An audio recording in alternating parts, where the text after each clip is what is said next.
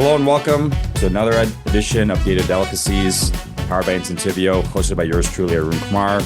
I'm super excited about this chat because this man is a true friend in the industry, someone I'd love to see on the road, has so much energy on the socials, as you all know.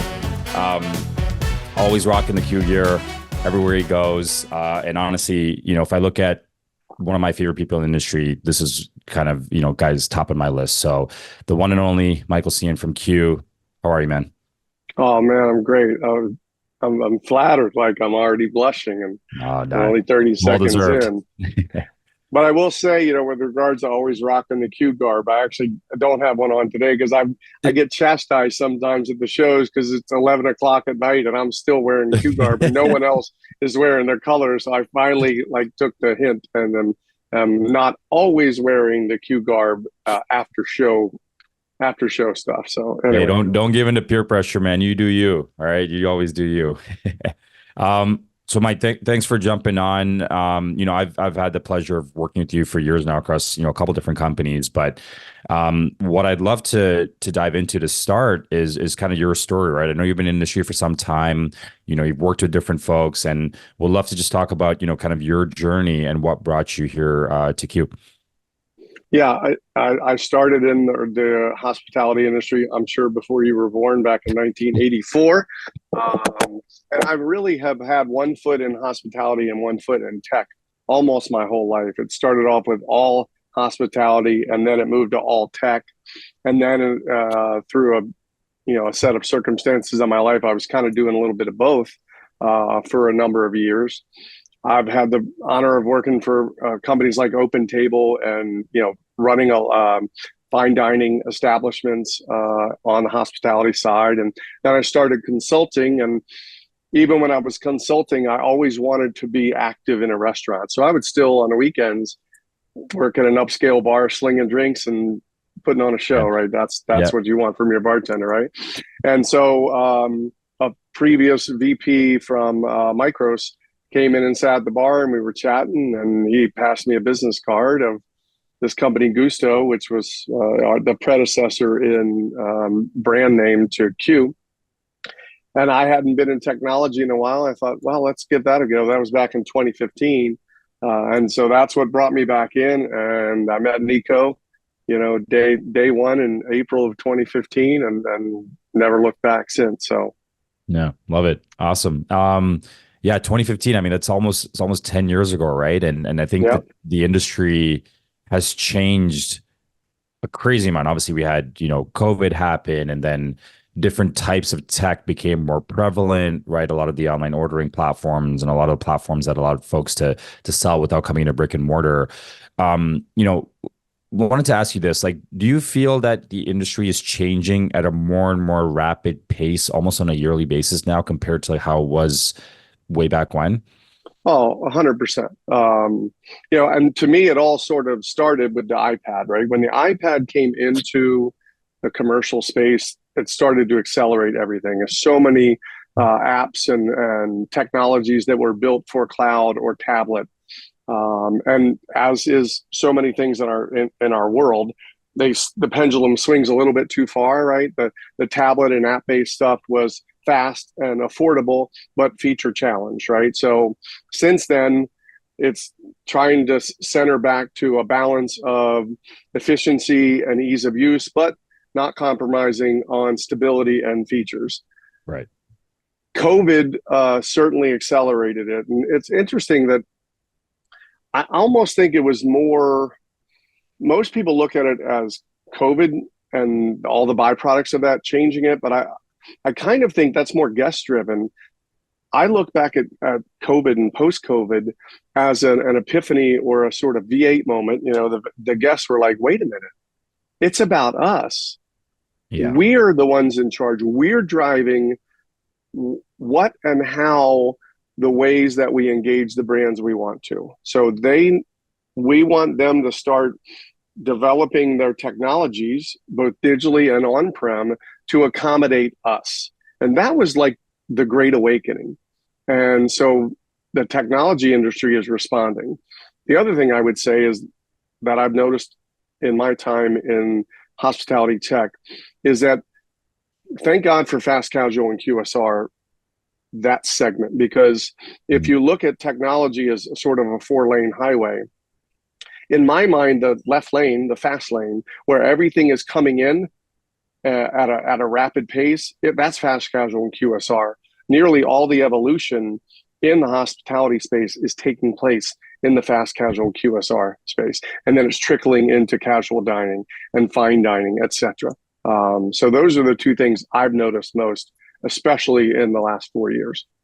Yeah, that's interesting. I mean, I like that analogy you use of the pendulum swinging too far. I feel like, there's you look at NRA this year, right? I mean, every year it I don't think there's enough time to see every single booth that's out there, let alone the tech pavilion versus all the other ones. And we're obviously seeing now this big prevalence of AI, and everyone's saying AI and ML, right? And would you say that it's a similar thing? You talk about the iPad initially. Now I feel like AI and ML is that that bringing tone where the pendulum. Where would you say the pendulum sits now when it comes to AI and ML? I think it's pretty far. It's still in a neat kind of shiny object. We really don't know not just what to do with it, but how to apply it. There are Mm, so many applications for AI and ML, not just guest facing, but employee facing from an operational perspective. How do I use AI and ML as a better training tool, as a better in LMS, right? How do I use it in drive through? How do I use it in loyalty so that I get a better, clearer picture of my guest preferences and their history and their trends and tendencies, not just specific to the guests, but this specific to markets and demographics. And there's so many ways to use that. I think we're just scratching the surface on it, and a lot of people are a little bit intimidated by it. yeah. But we're drawn to those shiny new objects, and that's one of the interesting juxtapositions of this industry. It's a very fundamentally basic operation, right? It in many ways is still the same as it was 40 years ago. And a lot of brands don't want to be first, don't want to be bleeding edge, right? But they want proof of concept from some of the bigger brands Yeah. before they Yeah. start to do it. So I think people are keeping an eye on it.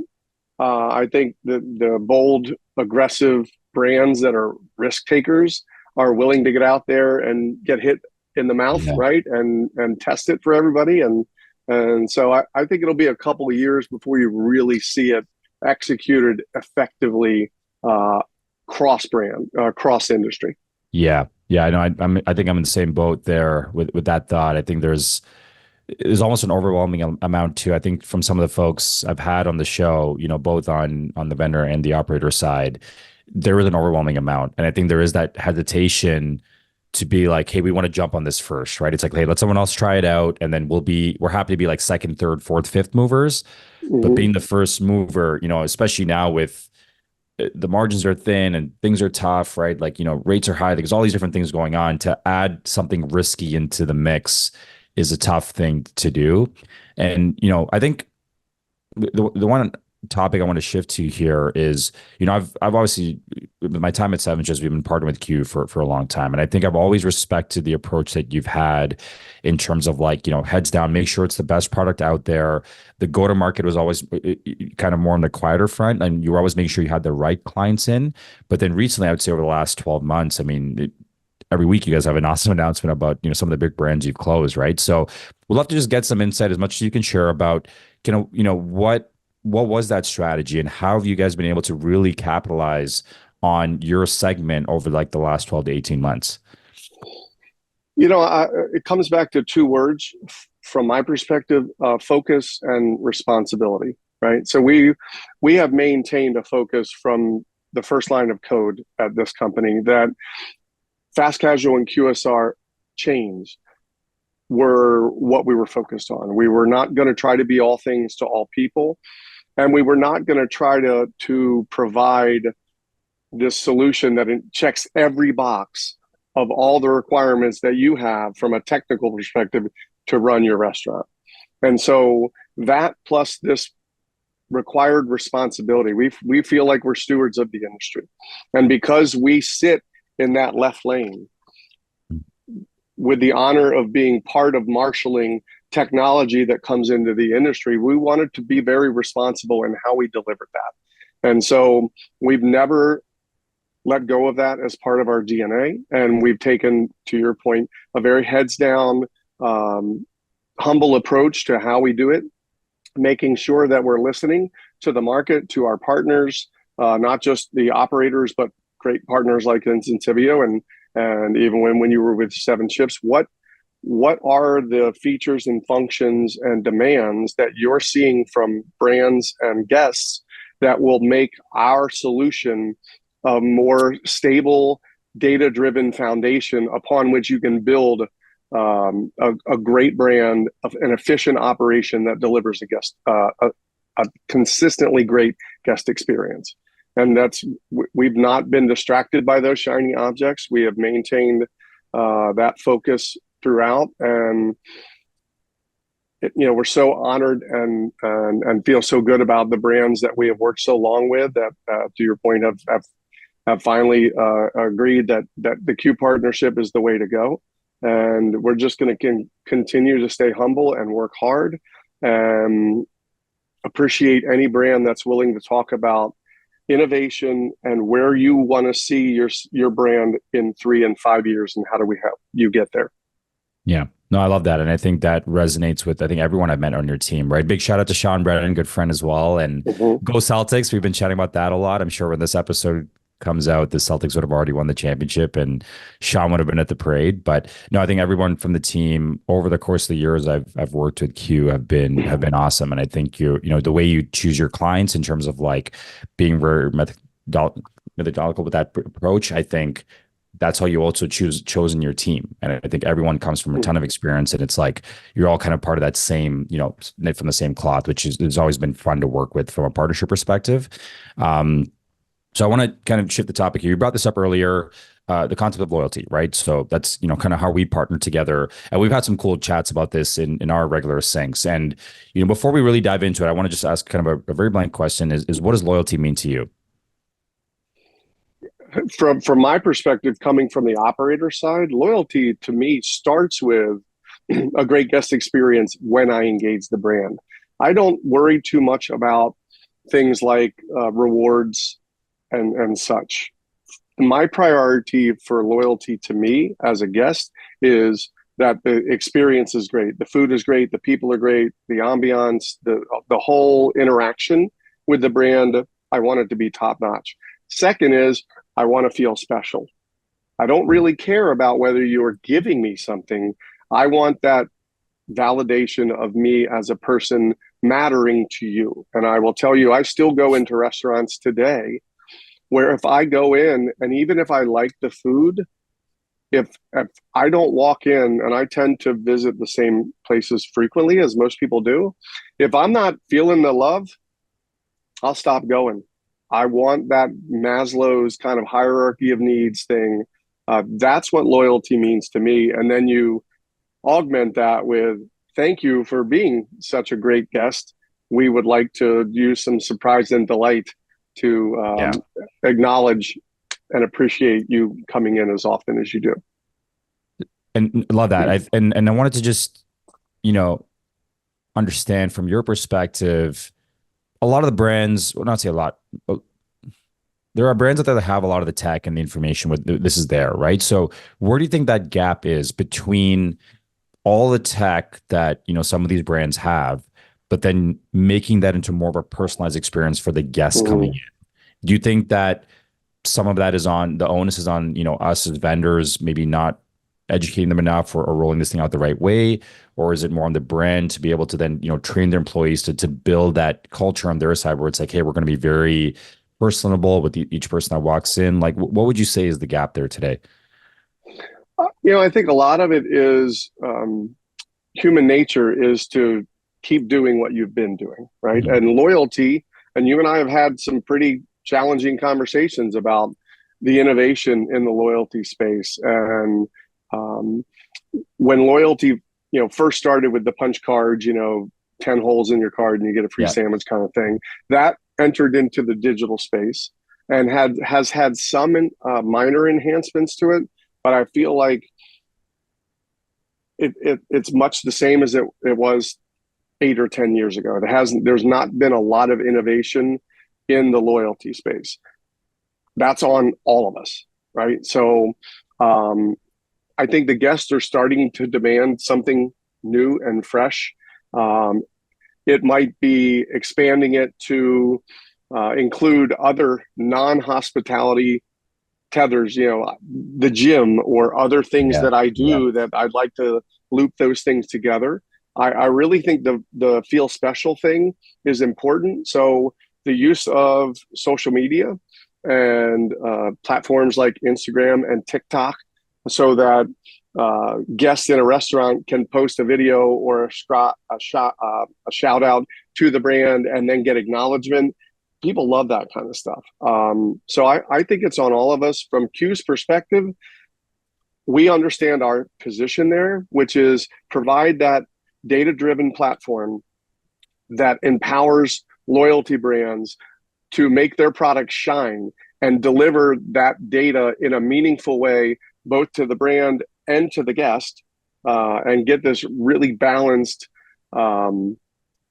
perfect porridge of how guests and brands want to work together, just to get them there more frequently, get them to spend more money, right? It's not just about how often they get there, but we'd like them to engage the brand more deeply. And that means typically, testing our product.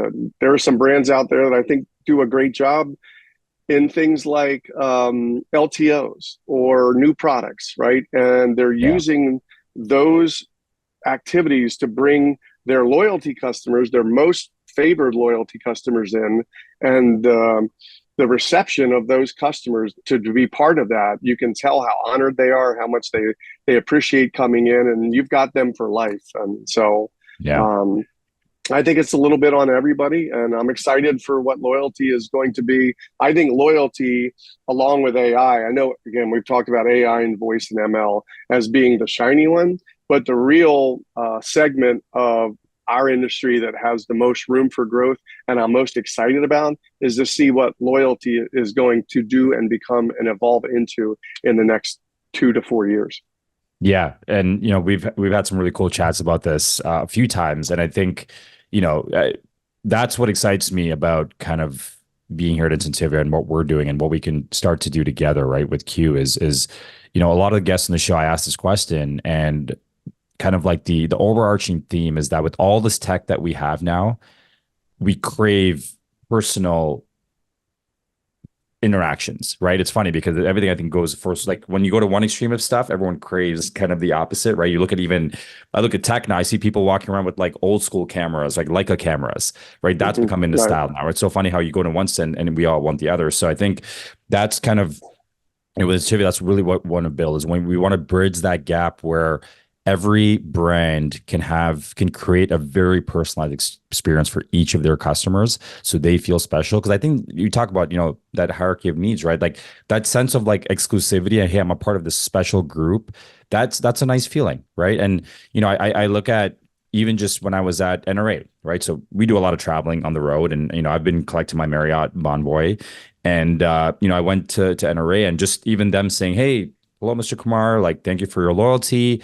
Hey, we want to give you this little gift bag for your membership, right? And again, it was just it was a bottle of water and a thing of like popcorn, right? Like nothing crazy, but I was like, hey, this was a nice feeling. Like I felt good about it, and I'm the fact that I'm even talking to you about this today, a month out of the show, just shows that small little interaction goes a long way, right? And what I wanted to ask you is, outside of kind of the restaurants that you Q restaurants, like what are some loyalty programs you're a part of today that you are like, hey, this is great, and I feel good being part of this?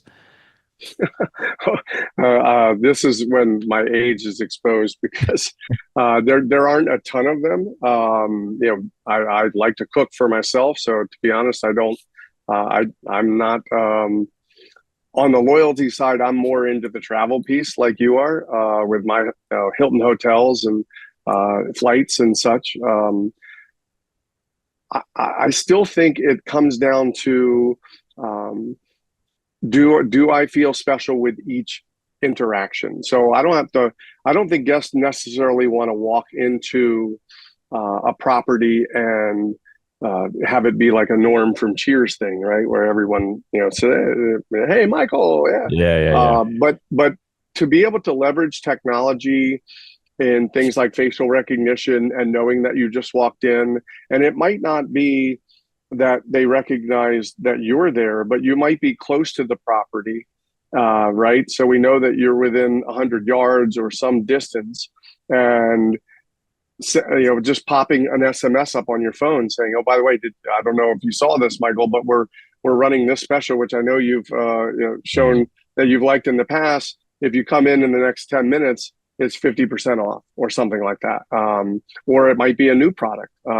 So I think it's, I think using technology. Eric Knott over at PDQ, he and I talked at QSR Summit about, technology is great if you use it in a way that accelerates or creates efficiencies in what we fundamentally do. It doesn't Mm. change what we do. It just helps us do it better, right? And faster and more efficient. And so how do we use technology to drive a better guest engagement and experience when they're there and get them to crave more? I want more Right, of this.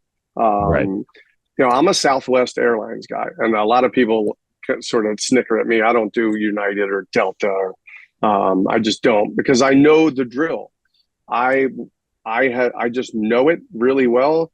I'm super efficient with it, and it works for me. And when I call them, they're immediately recognizing me, and I'm not. I see loyalty as almost like the grocery store, right? I'm Mm. not going to switch because I know where the mayonnaise is, and if I go somewhere else, then I have to find the mayonnaise again. And every time I go for the first couple months or year, I have to look and see, oh, where's the mayonnaise, right? I Yeah. just think that where's the mayonnaise thing really matters in loyalty, and it's just something that is comforting to me, and so that's how I kind of see it. Even That moving yeah. forward, let's not lose the importance of that. That's I love that analogy. Where's the mayonnaise, right? Because I look at it, you know, I fly Air Canada here. It's not the best, I will say. But to your point, I know exactly how long it takes me to get to the airport, where I can find my stuff in the lounge, get my upgrades, where I go, and then boom, it's easy. I think we're at a state too where we're almost spoiled, where like we demand convenience, right? Like I'm a big person on convenience, especially when you travel a lot. You want that convenience. But to your point, there's specific grocery stores I go to here. I go to the same gym all the time. It's that sense of routine and being efficient in our own time, right? So Right, it's like, I guess, from both sides, from the personal side and from the operator side, efficiency is kind of the name of the game. And I think, but where I want to get to with this is, we're seeing a lot more brands adopt technology to market out to customers and do loyalty programs, right? And at a point, it'll probably get overwhelming from a customer's perspective, right? They have so many different like restaurants they go to, they're getting blinged here and there. So, what do you think is going to be that sweet spot, or do you think it's going to get to a point that the pendulum swings almost too far in one direction, where people are like, "Hey, this is a lot. Like, I'm getting blinged up by like the 8 different restaurants I go to and the 8 different grocery stores and the 8 different whatever." Do you feel like it gets there and then it kind of resets to a point? I think that it's in the way that you do it. So you made mention of coming into a property. Well, there are lots of archetypes of customers today. They're the ones that come in and want the total personal touch, and there's the ones on the other end of the spectrum who want no active engagement, right? So, and there's a spectrum along both of those extremes, right? So the real secret sauce is, how do I develop a technology and a loyalty application that is applicable across that whole spectrum? Just because someone chooses not to engage other than digitally, right, through kiosk or voice or some sort of digital omni-channel option that works for them, versus the person who insists on walking in and saying hello to Mm. the cashier. How's your day? Striking up a conversation. How do I develop a flexible technology from a loyalty perspective that allows both of them to thrive in the ways that they want to engage the brand? And there's also brands that are across that spectrum. I know brands like Mission Barbecue love it when you come on prem. On prem is that experience is amazing. There are others, small sliders, right? It's that this container style. It's drive up only, salad and go, right? These are all very bleeding edge, cutting edge, innovative brands that are doing different things. How do I create a loyalty Yeah. technology that allows the guests for both of those? I might be a salad and go fan and a Mission Barbecue fan. I want to use a loyalty that's similar in both, even though they're very different concepts and very different experiences at both. Yeah. Yeah. Yeah. And it's going to be, to your point, I think in the next 2 to 4 years is going to be, across the industry, but I think specifically with loyalty, I think there's going to be a lot of cool stuff that comes out of it. And, I'm starting to see even some of the retail brands that I work with or that I frequently go to starting to really hone in on that piece, right? And create that kind of exclusivity, which, it's nice to feel a part of that. And then I think the cool thing a lot of brands can do too is start to create some nice events off these things, right? Like, hey, we're hosting an event for our top tier, members where you can come and try maybe a new item. So we see some of our brands do that where it's like, we're testing a new item, and this is available to our top tier loyalty members, right? And then you get that sense of exclusivity. But I think really you get to build that community and brand, which then word of mouth, you tell your friends, you start to grow the business, and there's a cool story behind it. Because I think sometimes the gap that we see is that, brands will tend to use more like promotions and all that stuff is great. But I think ultimately what loyalty can do is just amplify the story of your brand and the why of your brand, right? Because I think that's why a lot of people go, we look at Tim Hortons as a great example, right? Canadian brand coffee. A lot of Canadians love Tim Hortons because it's like, hey, it's our Canadian brand and this is where we want to go to, right? And we almost look for that now when we go elsewhere, right? And it's like Timmy's is the way to go. So I think that's where we're seeing a lot of brands do some cool stuff is amplify that story. Because I think ultimately the story is what people get connected to. And, then when you start to travel and the brand starts to grow as well, you start to like look for that specific brand there so you can be within that community. Want to take a step back here and talk a little bit more of like general state of the industry, right? So you probably travel to more conferences and shows than anybody. I think I would say like if there was like a stamp card for all the shows that we go to, you probably have your stamp card filled. What would you say is some of the coolest, most exciting things in tech you see coming up in these industries or being talked about, that's going to be coming up in the next like 12 to 18 months? Like what excites you? I think the first word that came out was voice. Just the ability to leverage voice in all the iterations that you can. If I pick up my phone and I speak into it, if I'm hitting in my car, when I even when I approach a drive-through, the way that I'm able to conversationally order with an AI bot, I think that's exciting. And it's funny, we're sort of spinning back to our last, loyalty piece of it. I do a lot of.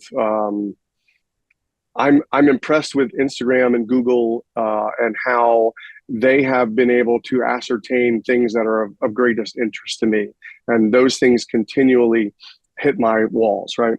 And to my benefit, right? I have the option to either eliminate those things or go or pursue them more deeply. I'm also excited by the concept of a loyalty marketplace, right? Where restaurants can sort of like in an open table or third party put themselves on that marketplace, and then loyalty companies have access to ingest that and using AI then sift out the people that tend to like that brand's food and leverage that loyalty marketplace, that sort of a kayak for loyalty, if you will, right? And it would take sort of a collection of loyalty companies coming together and saying, hey, I'm open to that because my product is better. And I think I've got a good portfolio of brands that I can leverage together. So things like that, leveraging marketplace and voice are the two things that I see that are most intriguing to me. Yeah, I think that's a very cool concept, because I think we all now, because there are so many options, we almost crave optionality, right? I think I always try to relate things back to personal life. You talk about Instagram, right? Like all the different things you get in your popular page, or I'm sure that stuff we've talked about now will show up next time I pull up my Instagram. But I even look at like Netflix, right? Like that sense of optionality and being able to choose what you want to watch at any given time and having suggestions run to you. That I think that loyalty marketplace, that's a really cool concept. That's something I need to think about. But I think that's I look at it the same way as like restaurants get on Uber's marketplace, right? Or DoorDash's That's right. marketplace. I mean, you're on there with hundreds of other restaurants, but you have the belief that your restaurant is better, and that's why you're on there. But you also kind of have to be, because otherwise you may be missing out if you're Right. not, right? It's that sense of missing out. Um, yeah, and then voice I think is super cool. I think voice and vision. I think I've seen some vision stuff too that can be really really cool. I know like out in Japan they do a lot of cool stuff with vision already. They've been doing it for years, but I think we'll start to see more of that here. In multiple different ways, right? And it's funny because I remember when iPhones first did Face ID, there were so many of my friends that were like skeptical. No, no, no, I don't. And now it's like it's Right. commonplace, right? And I think we'll start to see that more. I don't know if you're a movie guy. I'm a big fan of I think it was Minority Report. It's the movie that comes with and he's walking through this mall and it's like retinal scanners, right? And then when you look at the ads in this mall, it's you see yourself in the ad wearing the thing or wearing the perfume, Right. wearing the Sure. cologne, Right. right? Yeah. So I think actually Radiant is a company that does some cool stuff like that where based on your demographics in a retail store, it's like, hey, you should like this Tom Ford cologne would be a good fit for you, right? Versus if it was if it was a woman, it'd be a perfume that fits them. So maybe that's kind of some of the cool stuff I've seen that is maybe like early, I think very early stage, but I think that combined with voice, combined with all of this is it's gonna make things super personalized, I think, and it's gonna be really, really cool. Yeah. It made me think of Amir, our CEO, who came to us in 2017, leading the company from retail, right? And all that data ingestion and utilizing that in a useful way. And Q has infused a lot of that into what we do. I have to give props to Incentivio because one of the I think the interesting things when I parse our segment our industry out is the segments, right? Mid market, SMB, mid market, enterprise. Um, Kudos to you guys for the mid market brands. They are so immersed in just staying afloat, right? Especially through the last 4 years, competing with the big brands, right? How do I do that? Yet I don't have the resources that they do to innovate and test and lab all these new things. So brands like Incentivio that recognize there's a lot of need and value at the mid-market level, and constructing a technology that uh, allows for easy assimilation and execution on that is super important from a responsibility perspective, right? We can't just all cater to Starbucks and Chipotle and then wait for it to trickle down, right? The Yeah. the mid market brands are the lifeblood of our industry, and so love that you guys are have said that's where we want to thrive and that's where we want to deliver real value for both operators and guests. So I wanted to make sure I mentioned that. No, Appreciate that thank you. about That you. that means that means a lot, and I got to give shout out to our founders, Sash and Raj, because I think that was the ethos of why we started Incentivio. Right? Is we saw it wasn't fair that why does only Starbucks and McDonald's get to have an app and it create this loyalty program, while meanwhile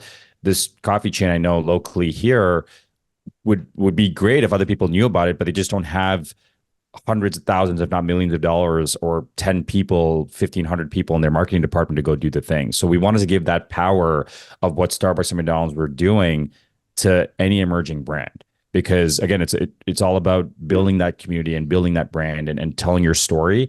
And Sure. I think a lot of emerging brands or a lot of folks that get in the industry, they think that, hey, I have to have this budget and I have to be able to do all these things. But it's like, no, listen, we have the technology and we're going to make it super simple for you to do it. And here's kind of like we can walk you through what that journey looks like. So appreciate that because I know we have a lot of cool brands together, like Hugh Magoo's and some of these folks, emerging brands that are going to do a lot of great things in the next few years. So we're excited to see how we can grow with them. But also, I think continuously try to change the way loyalty is looked at, right? So a lot of things that we've talked about, it's we don't just want to be another kind of cookie cutter loyalty provider. I think there's so much more that can be done when it comes to loyalty. And I think that there's a lot of other industries, to your point, like retail and other places that we can pull from, right? Because I think hospitality tends to, there's tons of room for disruption, and we can kind of pick away at other folks what they've done and bring that here slowly, but again, not too quick because Right. it'll scare people away, right? So, Well, um, to your, you talked about data. I heard a great quote this probably 6 or 7 years ago, and I think this is very germane to the emerging brands and mid markets. Data is the great equalizer. It's what allows a 50 unit chain to compete with a 5,000 unit chain. And digital technologies have leveled the playing field, right? So even as a 50 unit brand, you now have access to the same kinds of technologies and data visibility that the big brands do. So don't sit there and wait, right? Leverage great platforms like Incentivio and Q and put yourself in the position to compete for satisfying that guest in the same way they're used to from Starbucks and McDonald's. That is available to you today. Go get it. And no one wants to end up like Red Lobster or Tijuana Flats. We've seen these brands that are sort of mired in legacy approach and vision with respect to technology, and we're seeing the impact that it's having. yeah. So take advantage of that data playing field leveling and engage in technology. Your brand will be much better and stronger for it moving forward. Yeah, I couldn't agree more. I think that almost that too big to fail mentality is starting to catch up to folks, right? And it's almost become table stakes from a guest experience. You go into a restaurant, you're expecting certain things, or if you're ordering, from a fast casual place, you're expecting a certain level of kind of like technical baseline, right? Versus like some of these older brands, right? Like that, I'd go to all the time as a kid because I was like, oh yeah, like, Olive Garden, Red Lobster, right? These are the places. Now it's like, no, like I want the brands that I can connect with here. And again, that offer that convenience, that efficiency, but also great service and great food. That's kind of what I think, but even the younger generation now started to resonate with even more, right? To be able to, now interact with them on socials, right? Twitter and TikTok and Instagram, and being able to market through those channels, right? So I think that's where we're starting to see some of the other brands, like the older brands, like do it now, but is it maybe too late? Time will tell. But That's I right. think that's a lot of it. But what I'm seeing too is a lot of these new emerging brands are almost that's the ethos of how they started. So they've built out a great marketing already. So that foundation is already there. And I think those are the customers that, working with Q, a lot of these emerging brands we look for are those, right? Like looking at tech the right way and understanding that piece already, because then they can really scale. And it makes it much easier to scale from 10, 15, 20 locations to 100 to 200, 300 plus when you have that solid foundation. But at the same time, and it's, kudos to the brands that are trying to make that switch now. But again, it's much harder when you're already, scaled to like multiple hundred locations and really trying to reform that tech stack. Yeah, Andy Hooper at Hart House was a featured speaker at QSR Summit, and he and I were talking, and I thought he had a super lucid, salient point on for smaller brands.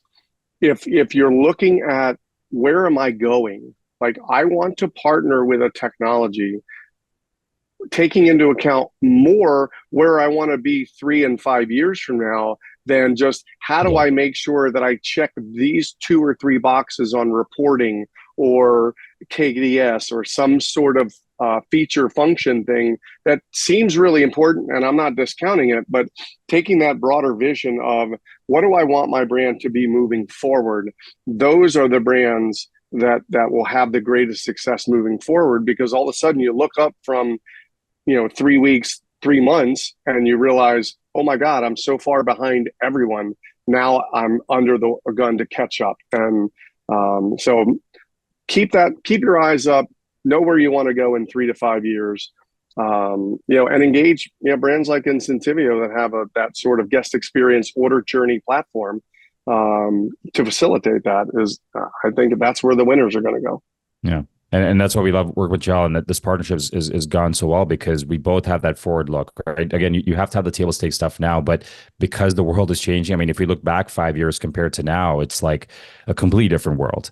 And then we look 5 years from now, it's going to be even more, right? Because technology and the needs of consumers are advancing at such a rapid rate. So it's going to be really Yep. interesting to your point. It's almost, I wish I had like a, kind of like a magic looking glass to see what that looks like. It may be scary, but I think, it's exciting. I think if you embrace it the right Nah, way.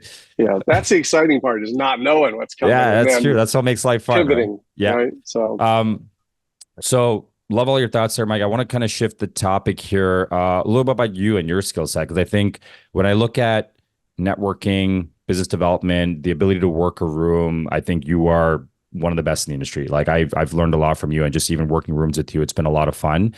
And I get a lot of folks kind of like new to the industry or younger people I've had on my teams always say like, hey, like, how would you, if you had to give me some tips on how to do this stuff? And we'd love to hear from you, the guru of this stuff. If you had to share to some folks out there, what are some of the things that make you super successful at what you do? well, thank you. It's, a little uncomfortable. I don't know. I just, I would say be authentic.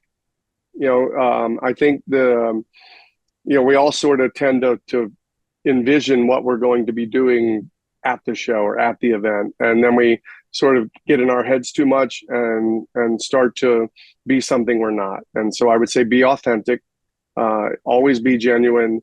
And I was talking to the guys at Hang um, at the show, and they were young fellows, and half, more than half my age, and I said, don't sell. No, nobody wants to be sold at these things. This is see the events as an industry knowledge share rather than a pipeline build, right? Right. If you again, we talk about responsibility to the industry. Be responsible to the industry.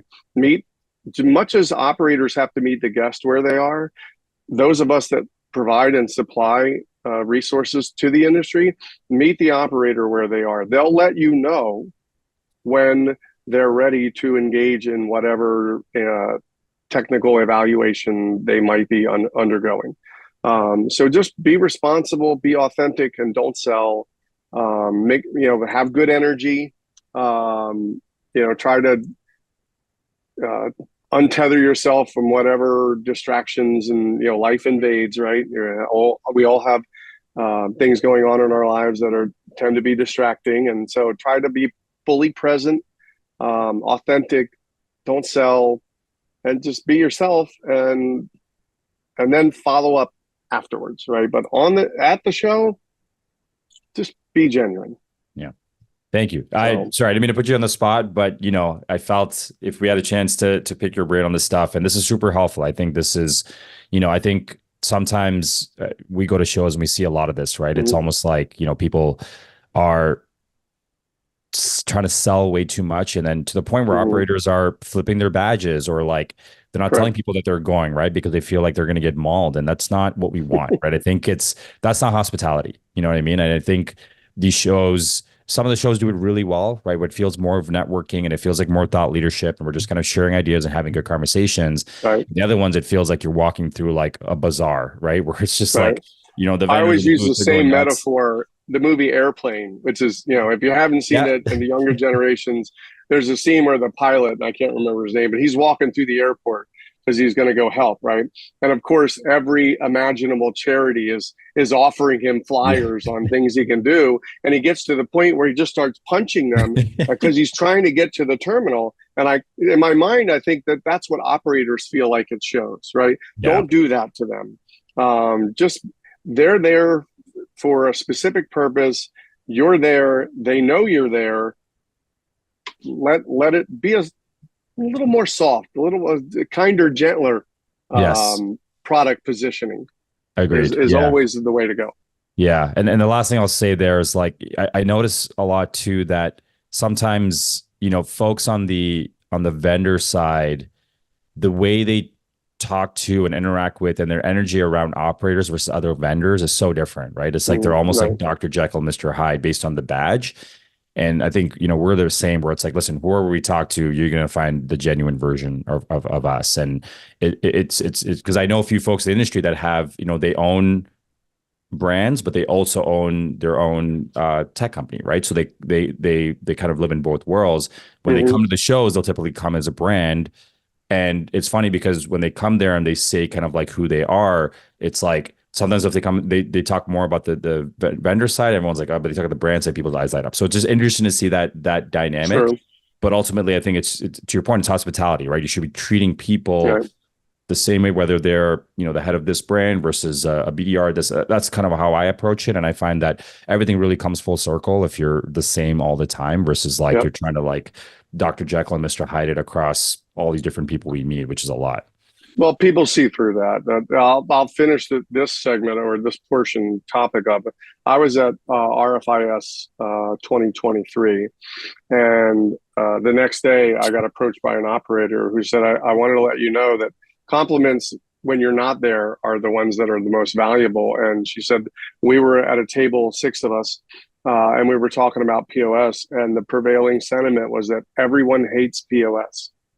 And then somebody said, except for Q. And she said, I wanted you to know that everyone at the table said that they liked Q because you do things the right way for the right reasons. And I was so honored to hear that. And I couldn't wait to get back and tell the entire team because that's an organizational thing.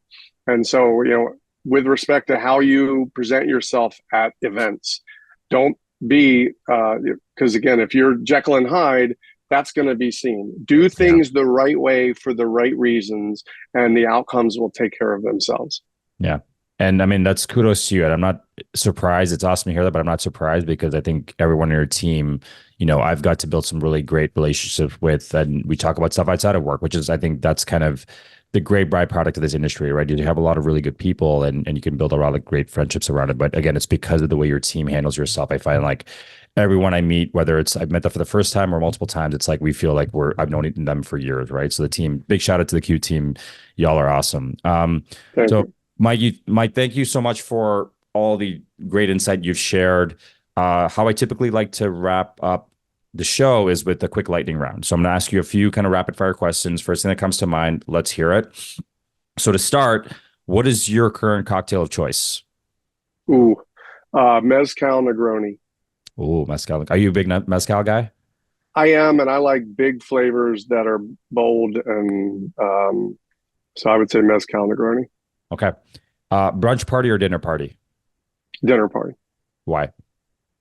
I'm not much for breakfast. There, people are like, "Oh my God, you got to go to this restaurant. They have the best breakfast." And I'm like, "It's breakfast.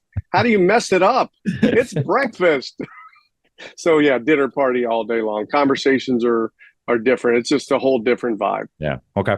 You mentioned you cook a lot at home. What is a home cooked meal you're famous for? Anything on the grill. But one of these days, you and I are going to tailgate. I will I put am stuff on down. the grill that you would never think on a grill would be amazing. So Okay. I'm gonna take you anything up on that. grilled, and typically again big flavors, a lot of spice, a lot of heat.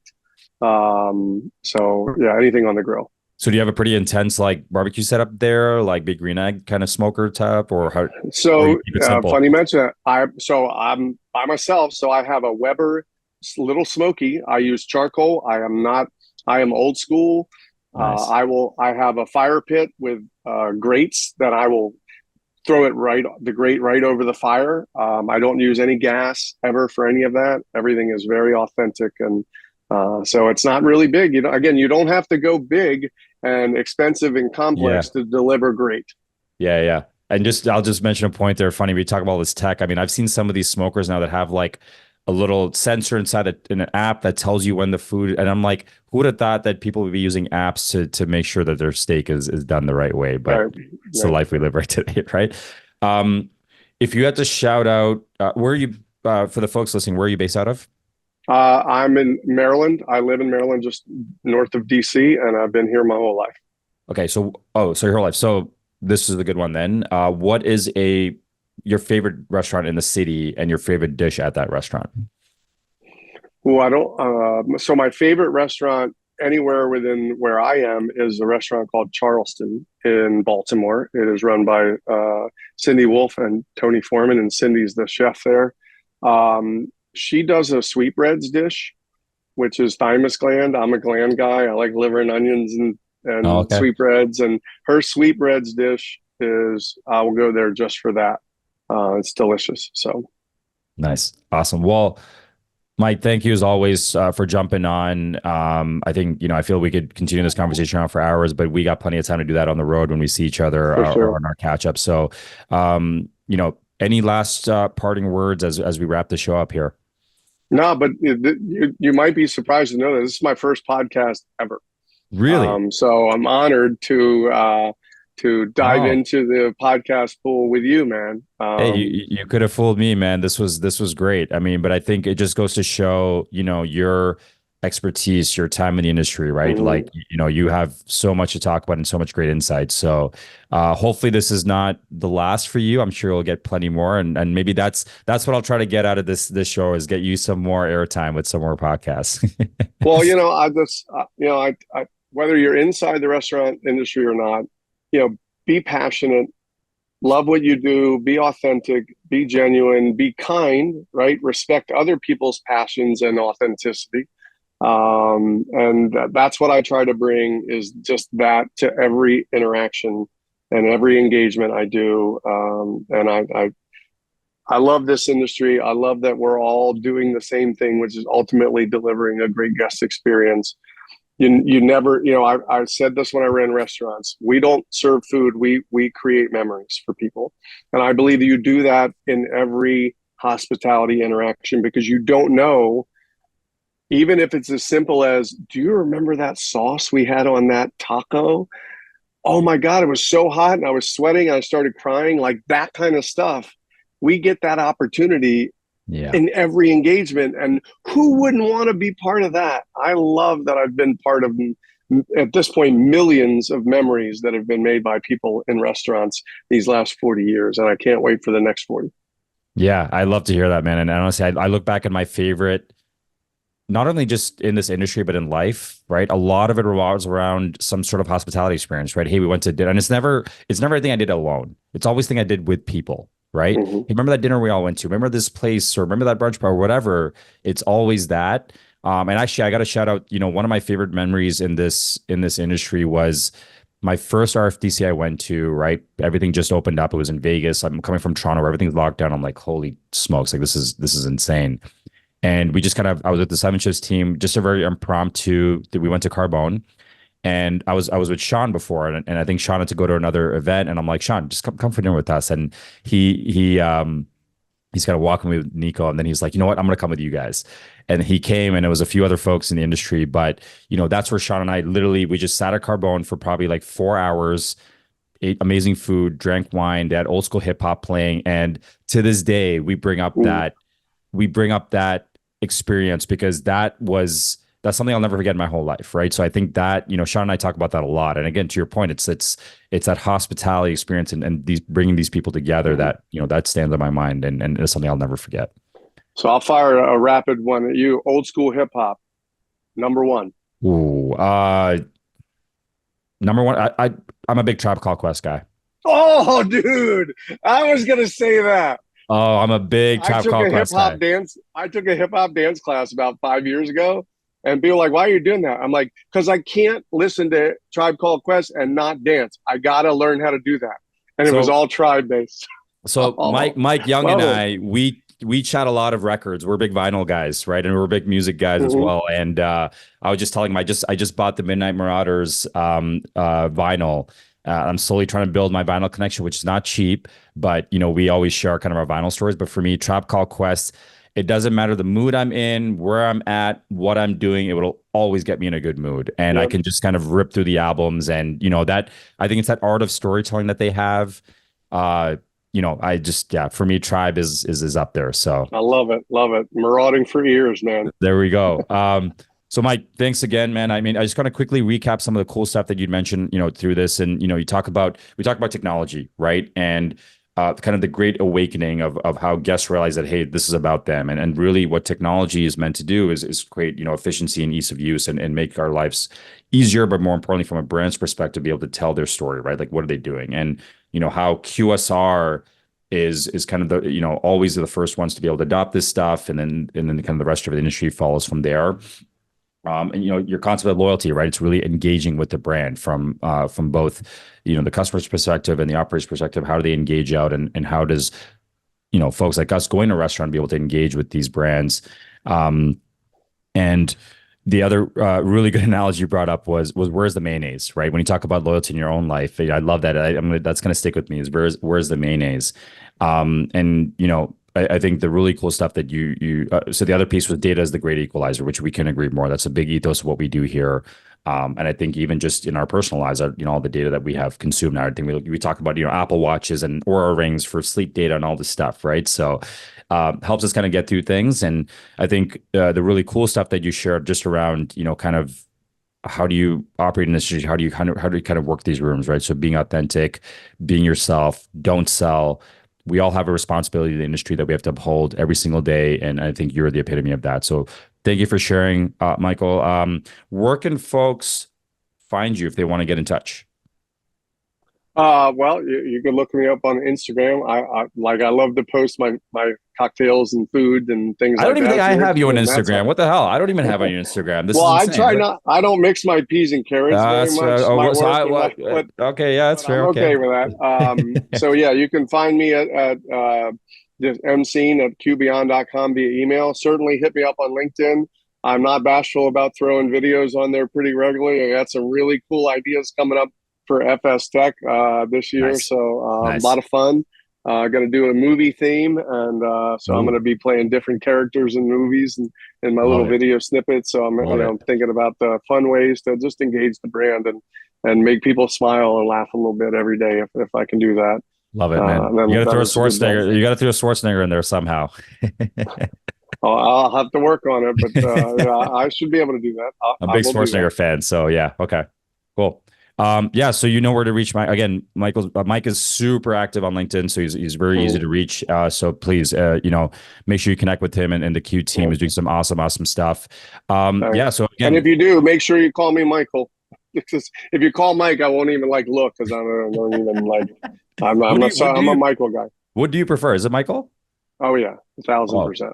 Michael or Mike? Because there are other Mikes at Q, right? There's Mike Young. And then I think that's the only other I can think of right now. Okay. So for those that are listening, it's Michael, not Mike. So Michael, thank you again, man. This was always fun. I feel like, we have a lot of great conversations. And I when I set up this podcast, I think about who the people with great energy I want, and your name was top of the list. So I'm excited that we were able to do this. I'm glad that this is the first. I'm surprised it's the first one you've done because I feel like you'd be a great host on a lot of different pods. So I'll make sure to get your name out there. I'll get you. You definitely should be on some because I think you have a lot of cool stuff to share. But again, this is another amazing episode of Data Delicacies. Thank you for tuning in. Again, I'm your host, Arun Kumar. We post all of our episodes every Wednesday, so make sure to tune in. Always looking for a new guest to join the show. So if you are interested, reach out to me. You can find me on LinkedIn, or my email is arun@incentivio.com.